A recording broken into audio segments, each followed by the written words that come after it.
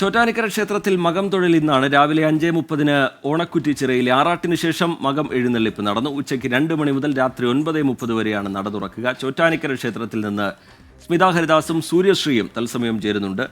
ആദ്യം സ്മിതയിലേക്കാണ്. സ്മിത, വലിയ ഭക്തജന തിരക്ക് അവിടെ അനുഭവപ്പെടുന്നുണ്ട്. ചടങ്ങുകൾ, വിശദാംശങ്ങൾ, ഈ ആളുകളുടെ പ്രതികരണങ്ങൾ, വിശദമായ റിപ്പോർട്ട് സ്മിത.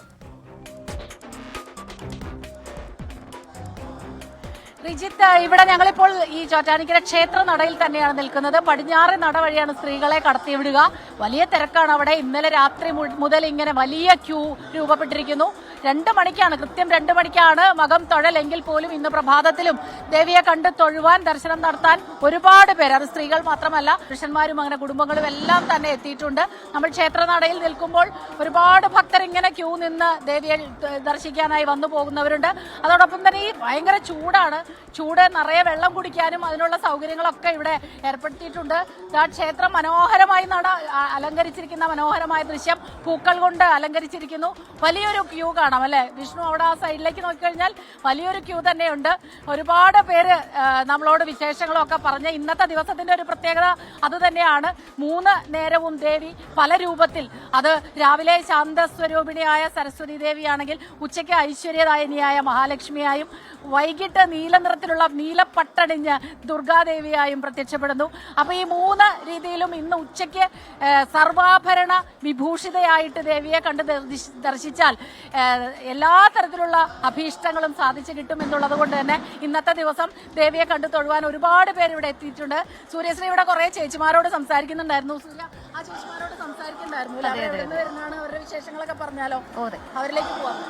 റിജിത്ത് സൂചിപ്പിച്ചതുപോലെ തന്നെ വിശ്വപ്രസിദ്ധമായ ഈ മകം തൊഴൽ ചടങ്ങിലേക്ക് നിരവധി ഭക്തരാണ് കടന്നെത്തിയിരിക്കുന്നത്. രാവിലെ തന്നെ ഏകദേശം 3:30-4 മണിയോട് തന്നെ ക്യൂവിൽ ആളുകളൊക്കെ തന്നെ നിറഞ്ഞിരിക്കുന്നു. സംസ്ഥാനത്തിന്റെ വിവിധ ഭാഗങ്ങളിൽ നിന്നായി സ്ത്രീകളും പുരുഷന്മാരും സ്ത്രീകളുടെ ഉത്സവം എന്നാണ് മകം തൊഴൽ അറിയപ്പെടുന്നതെങ്കിലും സ്ത്രീകളും പുരുഷന്മാരുടെ ഒക്കെ തന്നെ ഒരു നീണ്ട ക്യൂ ഇവിടെ കാണാനായിട്ട് സാധിക്കും. നമ്മളോടൊപ്പം പാലക്കാട് നിന്ന് വന്ന ഒരു സംഘമാണ് ചേരുന്നത്. ചേച്ചിമാര്, പാലക്കാട് എവിടെ? പാലക്കാട് വടക്കഞ്ചേരി, ആലത്തൂർ വടക്കഞ്ചേരി. എത്ര പേരുള്ള സംഘമായിട്ടാണ്? ഞങ്ങൾ 28-30 എല്ലാ വർഷവും വരുന്നു? എല്ലാ വർഷം വരാറുണ്ട്. എന്താണ് ഈ ഒരു അമ്പലത്തിലേക്ക്?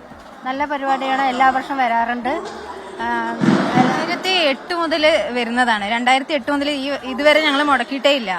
വിശ്വാസമാണ്, അത്ര വിശ്വാസമാണ്. ഇന്നത്തെ ദിവസം ഇവിടെ വന്ന് എന്ത് പ്രാർത്ഥിച്ചാലും അത് നടക്കുന്നതാണ് വിശ്വാസം പറയണത്. ഞങ്ങൾക്ക് എല്ലാവർക്കും അതുപോലെയൊക്കെ സംഭവിച്ചിട്ടുണ്ട്. അപ്പൊ അതുകൊണ്ട് മാക്സിമം എല്ലാ വർഷവും വരാൻ വരാറുണ്ട്.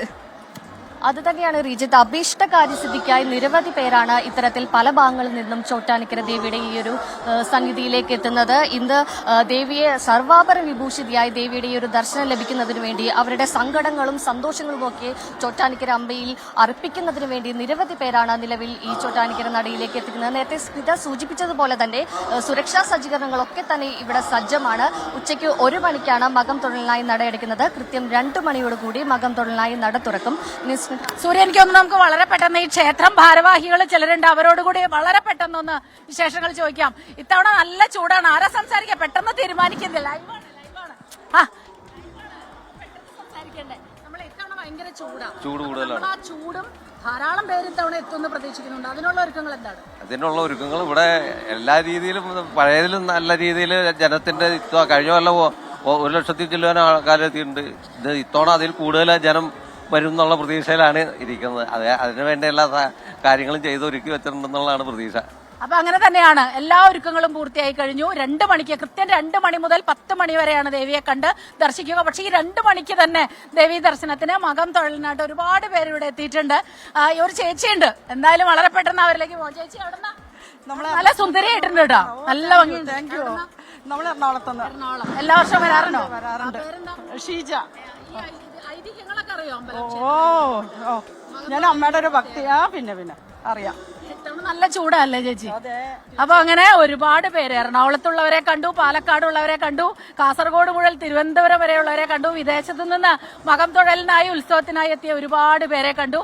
അങ്ങനെയാണ് വിശേഷങ്ങൾ. ചൂടുണ്ട്, ചൂട് വകവയ്ക്കാതെ തന്നെ. ഒന്നും അവർക്ക് യാതൊരു വകയില്ല. അവരുടെ ഭക്തിയുടെ മുന്നിൽ ഈ ചൂടൊന്നും അവർ ഗൗനിക്കുന്നതേ ഇല്ല. ശരി, സ്മിത ഹരിദാസും സൂര്യശ്രീയും ചോറ്റാനിക്കര ക്ഷേത്രത്തിൽ നിന്നുള്ള വിവരങ്ങൾ പങ്കുവയ്ക്കുകയാണ്. മകം തൊഴലിനായി ക്ഷേത്ര സന്നിധിയിലേക്ക് ആയിരക്കണക്കിന് ഭക്തരാണ് എത്തിക്കൊണ്ടിരിക്കുന്നത്. ഉച്ചയ്ക്ക് 2 മണി മുതൽ രാത്രി 9:30 വരെയാണ് നട തുറക്കുക.